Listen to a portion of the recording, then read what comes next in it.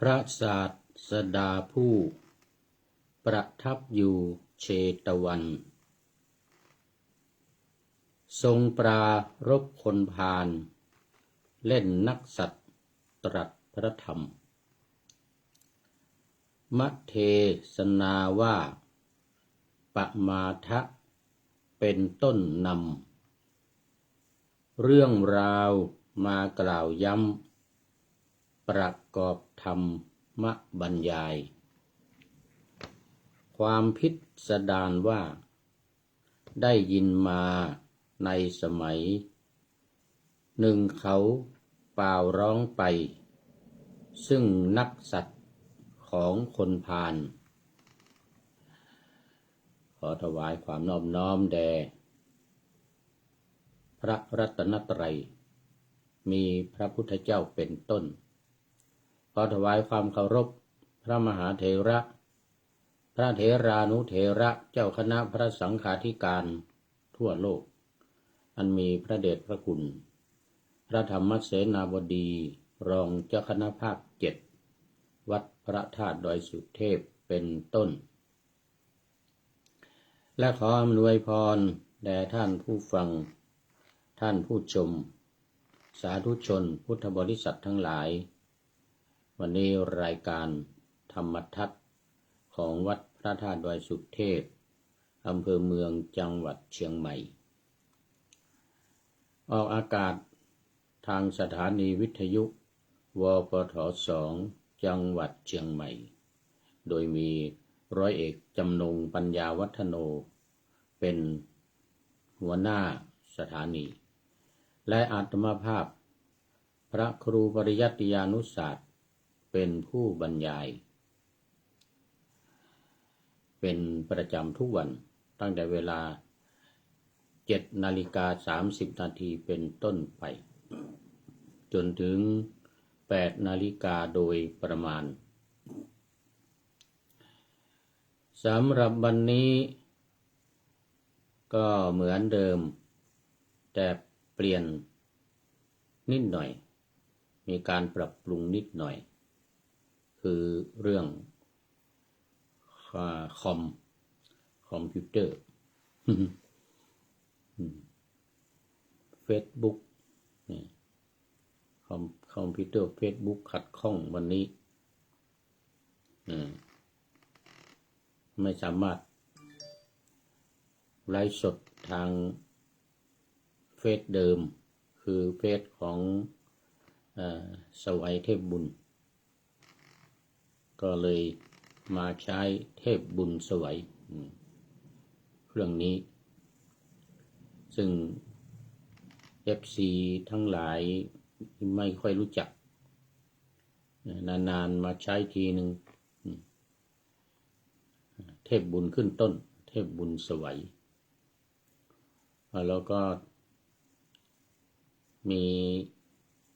แท็กไปที่พระครูปริยัติยานุศาสตร์นะคือแท็กมากก็ไม่ได้แท็กมากไปก็มันไม่ทำงานนะแท็บเล็ตเครื่องนี้แท็กได้ 4-5 คนแล้วก็ถ้ามีเวลาก็ส่งให้ทางเฟซทางไลน์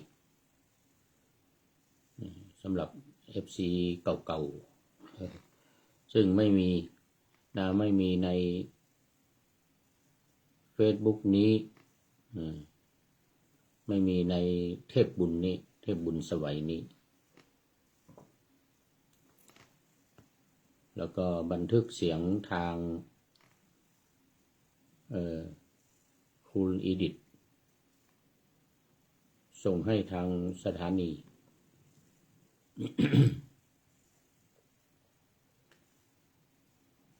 สำหรับวันนี้ก็อุณหภูมิดีหน่อยดีตอนกลางวันกลางคืนนี้ก็จะ-2อีกละเนี่ยจากนี้ไปอีกสัก2 ชั่วโมง1ก็จะ-2 ที่ดีตอนกลางวันก็คือบวก6 องศาโอ้ใช้ได้วันนี้ออกไปข้างนอกได้สบายแสงแดดแจ่มจ้าดีแล้วก็มีวันนี้มีโยมมาซ่อมเต็นท์ก็เลยพากันไปที่สน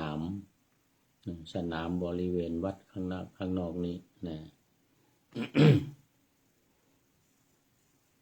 เราเลยไม่ได้บันทึกรายการในช่วงทุ่ม2 ทุ่ม3 ทุ่มก็ทำอยู่2 รายการก็มาแก้ไขปรับปรุงในเรื่องของFacebook นี่แต่ก็ยังไม่สำเร็จ ต้องขออภัยท่านผู้ฟังท่านผู้ชมท่านผู้ฟังที่ไม่สามารถเข้ามาร่วมในรายการคอมเมนต์กันเข้ามาพูดคุยกันเข้ามาได้นะก็ไม่เป็นไรเดี๋ยวส่งให้ทางไลน์ทางเฟซเหมือนกันส่งให้ ก็เข้ามาสู่เนื้อหาสาระของธรรมะกันในวันนี้ขึ้นเรื่องใหม่เมื่อวานนี้จบไปก็เป็นเรื่องจุลปันถกพระเถระจุลปันถกวันนี้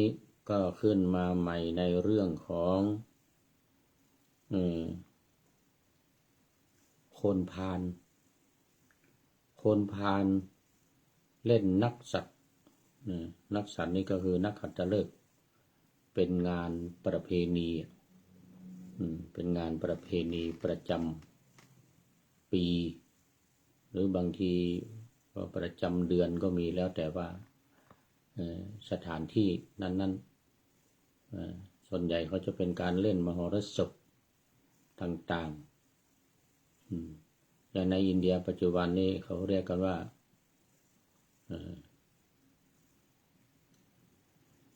ประเพณี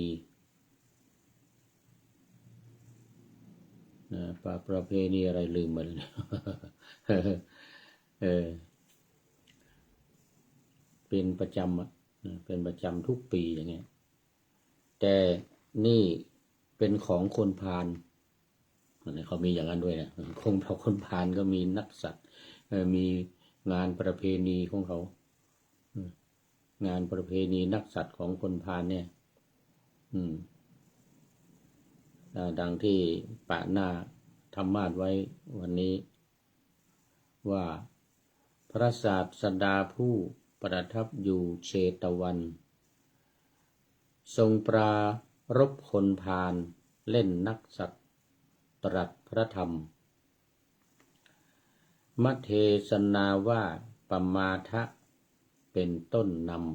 ำเรื่องราวมากล่าวย้ำประกอบธรรมบรรยาย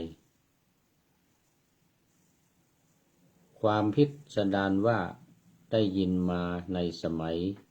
หนึ่งเขาเป่าร้องไปซึ่งนักสัตว์ของคนพาลที่ว่านำเรื่องราวมากล่าวย้ำนี้ก็หมายถึงว่าผู้เขียนผู้รจนาอรรถกถาธรรมบทนี้นะก็คือพระเดชพระคุณพระพุทธโฆษาจารย์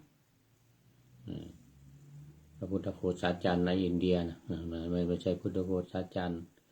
เดชพระคุณหลวงพ่อท่านเจ้าพระคุณสมเด็จพุทธโฆษาจารย์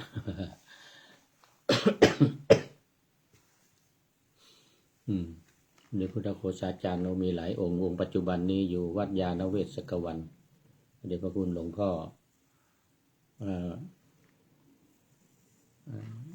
อาจารย์ประยุทธ์ ประยุทธ์โตที่เขียนหนังสือดังๆเป็นนักพูดนักบรรยายอยู่วัดยาณเวศกวันจังหวัดนครปฐม ในปัจจุบันหลวงคุณสมเด็จก็เป็นผู้ที่เขียนหนังสือธรรมะหลายเล่มอย่างพุทธธรรมอย่างนี้พจนานุกรมพุทธศาสตร์ภาษาไทยเป็นภาษาบาลีเป็นภาษาไทยเป็นภาษาอังกฤษ3 ภาษาแต่นี่หลวงพ่อพุทธโฆษาจารย์นี่เป็นชาวอินเดียนำเรื่องราวต่างๆในพระไตรปิฎกมารจนาในชั้นอรรถกถาเรียกว่าอรรถกถาธรรมบทโดยเฉพาะนำมาจากพระสูตรอุทธกนิกายนิกายที่5ในพระไตรปิฎกคือที่1คือทีฆนิกาย2มัชฌิมนิกาย3สังยุตตนิกาย4อังคุตตรนิกายและ5ขุททกนิกายขุททกนิกายนี้เป็นเรื่องเล็กๆน้อยๆแต่มีคาถามากมีภาษิตพุทธภาษิตที่พระพุทธองค์ตรัสบ้างพระเถระพระเถรีทั้งหลายกล่าวบ้างหรือนักปราชญ์ราชบัณฑิตในสมัยโบราณกล่าวไว้ในชาดกหรือในนิทานอะไรต่างๆมาเป็นคาถาแม้แต่พญานาคก็เขียนคาถาให้ลูกสาวมาร้องเป็นเพลงอย่างนี้ก็มีดังนั้นได้อยู่ส่วนใหญ่จะอยู่ในอุทธกนิกายนี่แหละแล้วหลวงพ่อ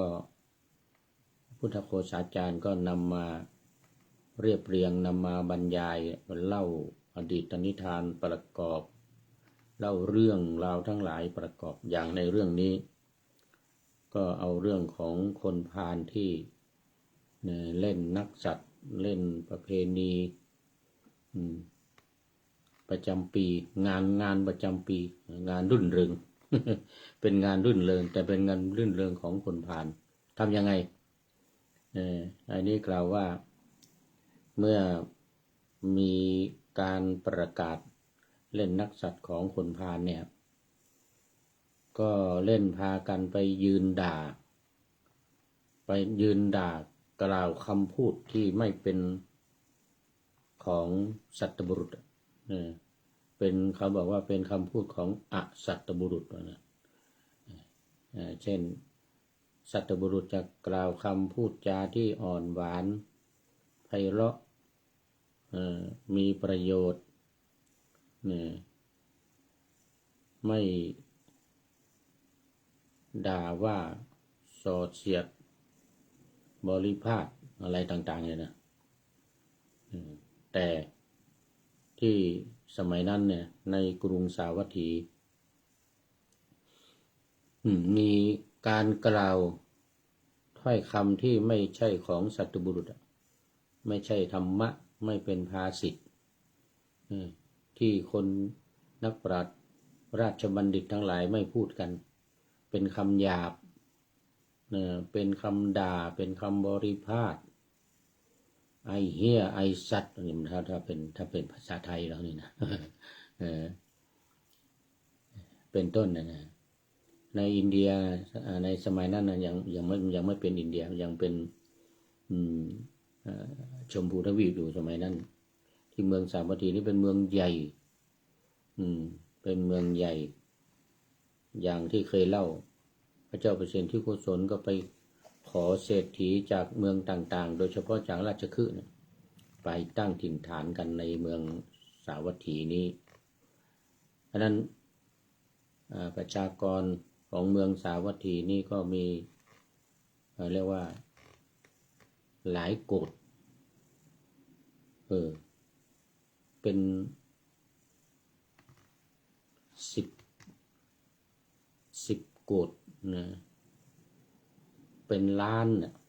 10 ล้านนี่เป็น1 โกฏนะหลาย10 โกฏนี่ก็เป็น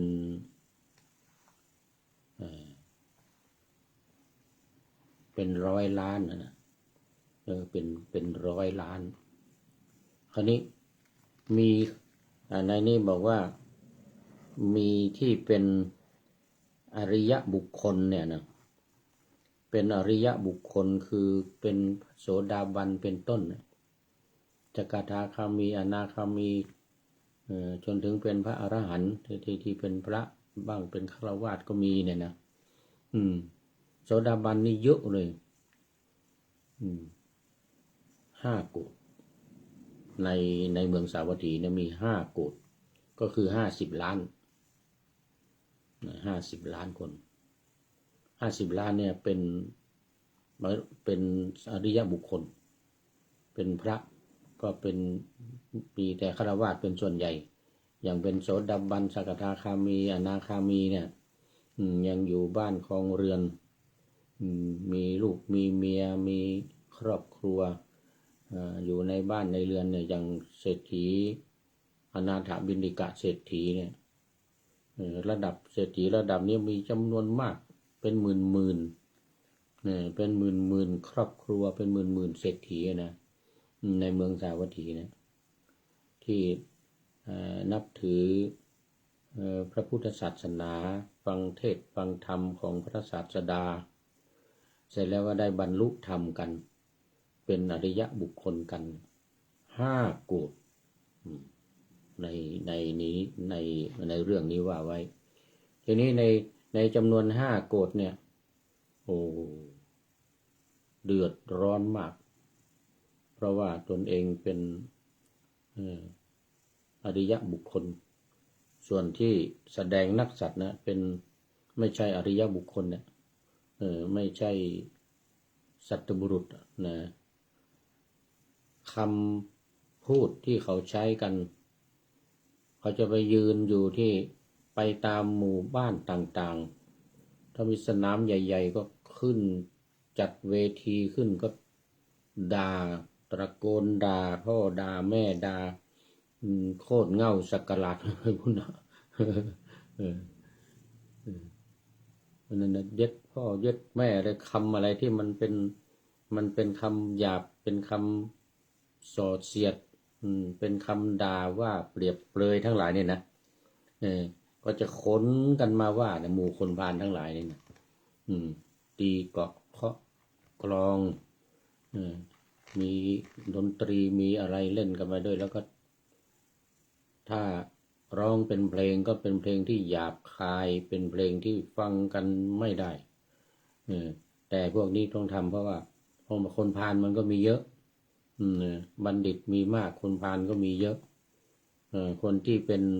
อริยบุคคลที่ว่า5 โกฏเนี่ยมันยังน้อยกว่าว่าคนอื่นที่ไม่บรรลุที่นับถือลัทธิอื่นศาสนาอื่นก็มีเยอะนี่ก็มีคนพาลเยอะเนี่ยหมู่นี้ไม่สนใจเรื่องธรรมะธรรมโมด่าลูกเดียวว่าลูกเดียวไปยืนหน้าบ้านตะโกนเข้าไปในบ้านบ้านเศรษฐีบ้านของใครก็ทำอริยบุคคลบุคคลนี่ไปด่าหมดไปว่าหมดจนอริยบุคคลทั้งหลายมีอนาถบิณฑิกะเศรษฐีนางวิสาขาเป็นต้นเลยนะก็ส่งเรื่องส่งข่าวเนี่ยบอกไปในวัดเชตวันบอกกราบทูลไปถึงพระพุทธเจ้าให้บอกภิกษุสงฆ์ทั้งหลายสามเณรทั้งหลายภิกษุณีภิกธรรมเนรีทั้งหลายอยู่ในวัดอย่าออกมาในบ้านไม่เป็นสิริมงคลเหมือนกันไม่รู้ว่าไปด่าหน้าวัดเชตวันบ้างหรือเปล่านะน่าจะมีเพื่อน หน้าประตูเลยไม่เข้าไปในบ้านหน้าประตูบ้านกันด่าเสร็จแล้วทำยังไง ขอสตังค์ด้วยนี่เรื่องมันน่ะขอสตังค์จัดงานนี่แหละว่างั้นน่ะอันนี้ก็คนทั้งหลายก็ทำยังไง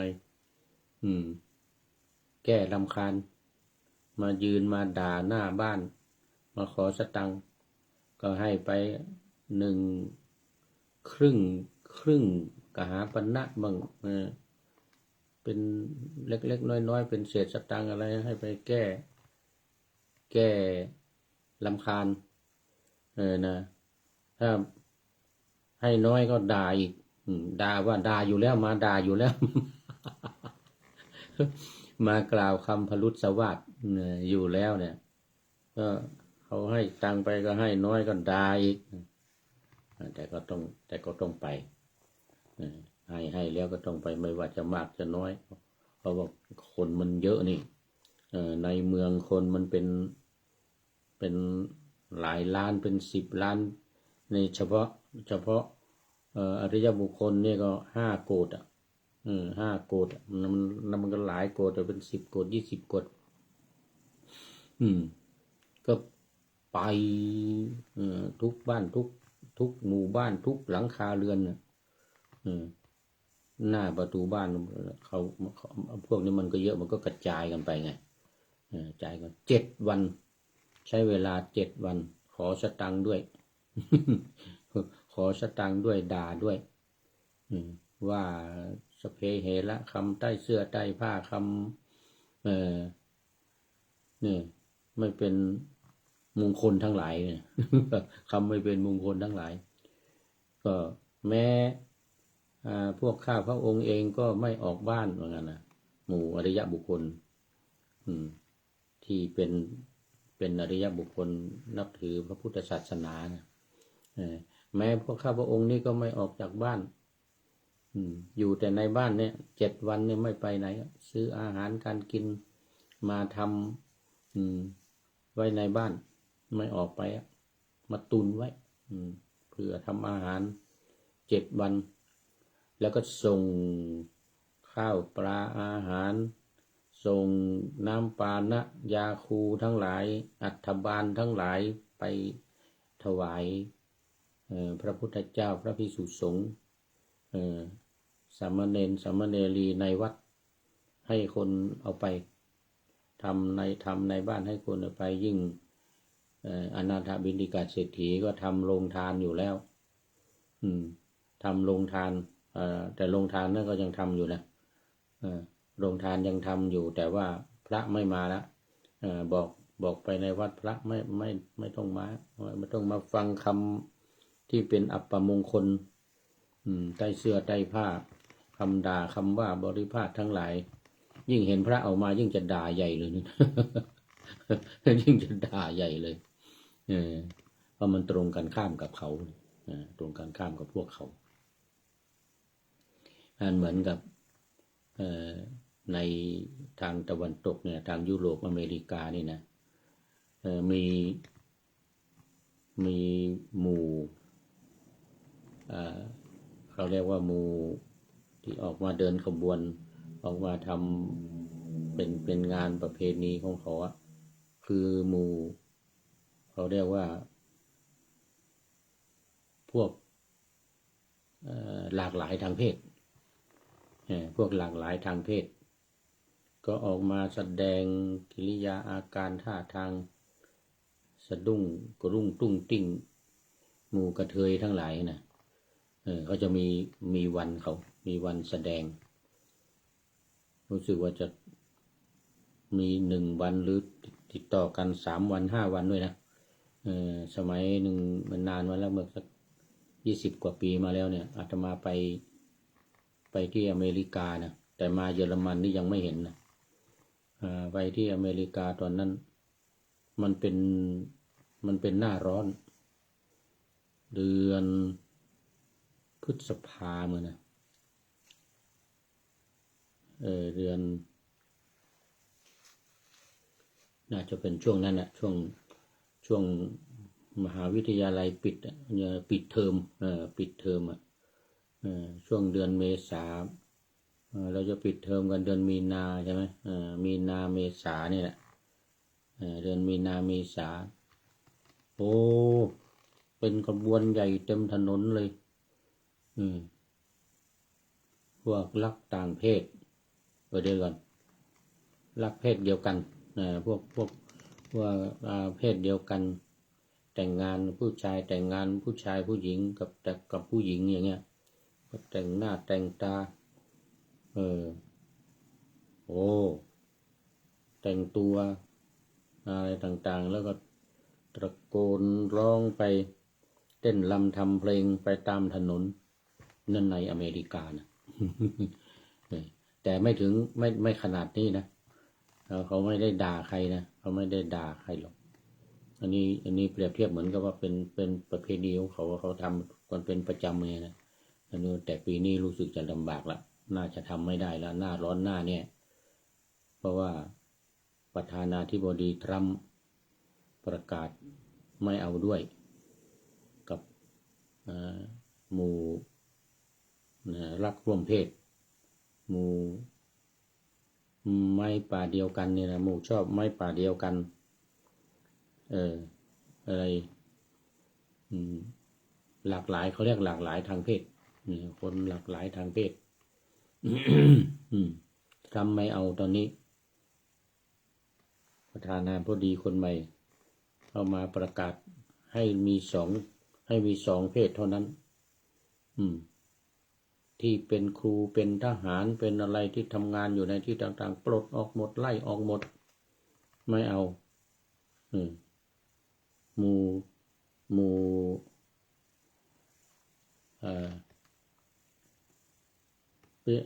ผู้หญิงประเภทสองทั้งหลายในเวลาไปเขียนที่ไหนหรือไปอะไรที่ไหนตอนเนี้ยเป็นผู้ชายก็ต้องเขียนผู้ชายผู้หญิงก็ต้องเป็นผู้หญิงให้มีสองเพศ ให้มีสองอย่างเท่านั้นในวงการงานทั้งหลายในสถาบันต่างๆวิทยาลัยมหาวิทยาลัยหรือที่ไหนก็ตามแม้แต่ทหารที่ได้รับกันมาผู้ชายเป็นผู้หญิงก็รับนี่นะโอ้ดูไปดูมาจะหมดเวลาแล้ว จะหมดแล้วเดี๋ยวมานี่ก่อนมานี่เดี๋ยวหมดเวลานี่พอเสร็จเรียบร้อยแล้วครบ7 วันนะก็นิมนต์พระสงฆ์มีพระพุทธเจ้าเป็นประธานไปในหมู่บ้านได้ละนิมนต์ไปรับภัตตาหารบิณฑบาตนิมนต์พระพุทธเจ้าไปด้วยก็กราบทูลพระพุทธเจ้าเรื่องราวต่างๆเหล่านี้เหมือนเมื่อกี้เนี่ยเหมือนที่ว่าเมื่อกี้นะพระพุทธองค์ก็จึงตรัสว่ากิริยาของพวกคนพาลผู้มีปัญญาสามย่อมเป็นเช่นนี้ว่างั้นนะ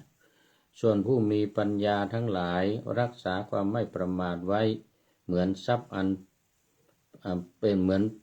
ป็นสาระบรรลุสมบัติคืออมตะมหานิพพานนะอันนี้คือคนไม่ประมาทเสร็จแล้วพระองค์ก็ตรัสเป็นคาถาว่าเหมือนที่ว่าไว้ข้างต้นนะธรรมเทศนาว่าปมาทะมนุยุนชันติ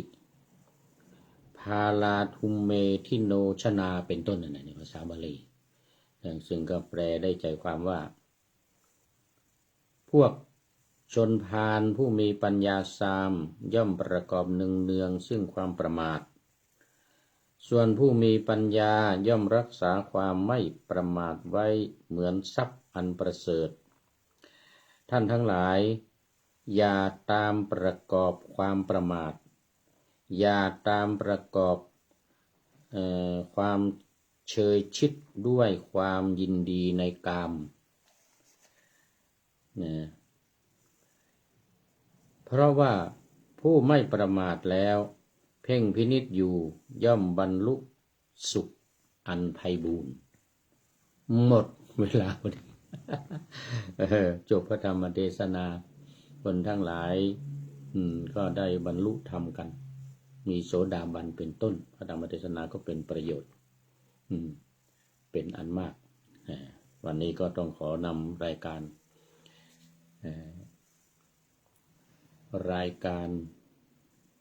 ธรรมทัศน์ไปก่อนแล้วจะย้อนมาใหม่ในวันหลังเพื่อให้ท่านทั้งหลายได้รับฟังพระธรรมเทศนาเหมือนดังเดิมเป็นธรรมะในพระไตรปิฎก3ธรรมบทอันงดงามบรรยายเสริมอธิบายใจความเหมาะมาต่อเติมยกนิทานดั้งเดิมเสริมบทธรรมขอทุกท่านสุขกายสบายใจ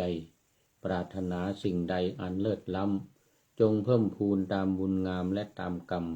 ที่ได้บำเพ็ญไว้ทุกประการขอเจริญพร